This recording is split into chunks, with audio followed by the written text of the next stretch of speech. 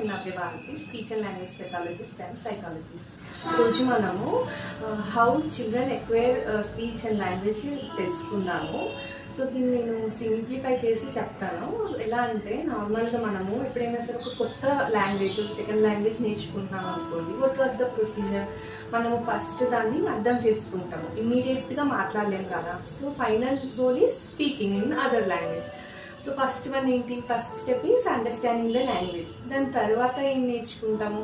The basic words నేర్చుకుంటాము. అంటే మనం ఏదైనా కావాలి అంటే ఎలా అడగాలి, వద్దు అంటే ఎలా చెప్పాలి, బేసిక్ థింగ్స్ కొన్ని వర్డ్స్ నేర్చుకుంటాం. దాని తర్వాత ఏం నేర్చుకుంటాము? ఫ్రేజెస్, సింపుల్ సెంటెన్సెస్ నేర్చుకుంటాం. దాని తర్వాత కాంప్లెక్స్ వేలో కన్వర్సేషన్స్ స్టార్ట్ చేస్తాము. బట్ ఇనీషియల్గా అయితే కొత్త లాంగ్వేజ్ వెళ్ళగానే ఇమీడియట్గా వర్డ్స్ నేర్చుకొని అవి యూజ్ చేయడం అయితే స్టార్ట్ చేయం కదా. ఇన్ సేమ్ వే చిల్డ్రన్ కూడా ఎప్పుడైనా సరే ఫస్ట్ లాంగ్వేజ్ అంటే first language which we use to communicate with others.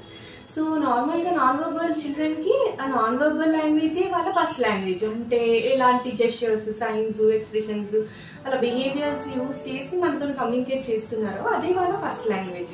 Second language అంటే మనం నేర్పించే లాంగ్వేజ్ వాళ్ళకు సెకండ్ లాంగ్వేజ్ అవుతుంది. సో అప్పుడు వాళ్ళ ప్రాసెస్ ఎలా ఉంటుంది? ఫస్ట్ వాళ్ళ కాంప్రిహెన్షన్ లెవెల్స్ బిల్డ్ చేసుకుంటారు. అంటే అర్థం చేసుకోవడం, కొత్త లాంగ్వేజ్ని అర్థం చేసుకోవడం స్టార్ట్ చేస్తారు. సో ఫస్ట్ కాంప్రిహెన్షన్ బిల్డ్ అవుతుంది. దాని తర్వాత బేసిక్ వర్డ్స్ అంటే ఇవ్వు అని అడగడం, వద్దు అని చెప్పడం, నాది అని చెప్పడం, ఇలాంటి బేసిక్ చిన్న చిన్న వర్డ్స్ నేర్చుకొని యూజ్ చేయడం స్టార్ట్ చేస్తారు. దాని తర్వాత మెల్లిగా 2 వర్డ్స్ కలిపి యూజ్ చేసే ఫ్రేజెస్, సింపుల్ సెంటెన్సెస్ మాట్లాడటము, తర్వాత కాంప్లెక్స్గా కన్వర్సేషన్స్లోకి మారుతుంటారు. బట్ నార్మల్గా పేరెంట్స్ చేసేది ఏంటి?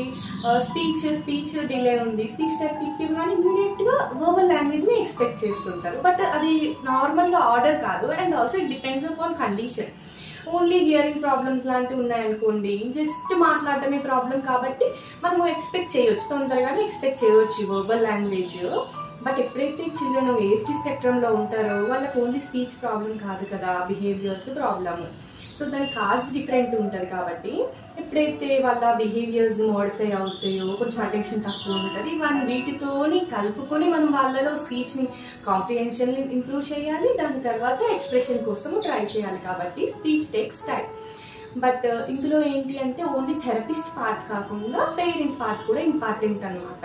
సో పేరెంట్స్ ఎప్పుడైనా సరే చిల్డ్రన్కి ఇన్ కేస్ వాళ్ళు థెరపీస్ ఇప్పిస్తున్నారు అనుకోండి, ఓన్లీ థెరపీస్ పైనే డిపెండ్ అవ్వకుండా